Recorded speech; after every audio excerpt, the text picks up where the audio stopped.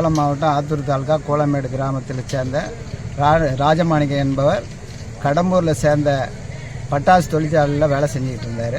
அவர் சுமார் ஒரு 2-3 வருஷமாக வேலை தெரியாது. அவர் கூட்டிகிட்டு போய் அவரை மருந்து ஆனால் என்ன மருந்துன்னு கலக்க தெரியாதோ அந்த மருந்தெல்லாம் கலக்க சொல்லி அவர் இன்னைக்கு பார்த்தீங்கன்னா உயிரிழந்திருக்கார். அது என்ன முறையில் உயிரிழந்தார் அப்படிங்கிறது தெரியல.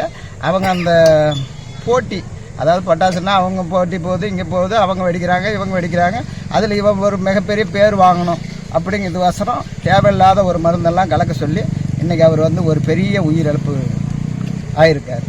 அந்த உயிரிழப்பில் பார்த்தீங்கன்னா அங்கே போய் உடல் எதுவுமே கிடைக்கல. சும்மா ஒரு துண்டு தலை அப்படி பார்த்தீங்கன்னா எல்லாம் பிச்சு நம்ம ஐஸு தின்னுபிட்டு குச்சை தூக்கி போடுற மாதிரி அந்தந்த இடத்துல பிட்டாக இருக்குது. அதை பார்த்தீங்கன்னா காவல்துறை அது ஏதோ பிரச்சனை நடக்கும், அதனால் அவங்க என்ன பண்ணிட்டாங்க, அதை யாருக்கும் அந்த பாதிக்கப்பட்டவங்களுக்கு காட்டாமல் எடுத்துக்கிட்டு வந்துட்டாங்க.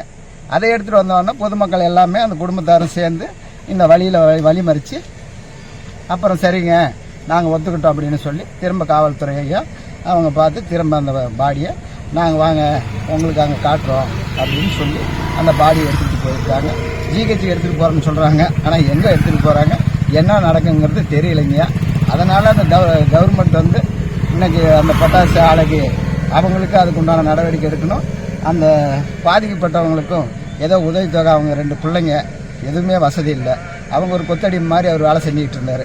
அவங்களுக்கு ஒரு நல்ல நிதி உதவி எதை வச்சு அந்த குடும்பத்தில் வாழ வைக்கணும்.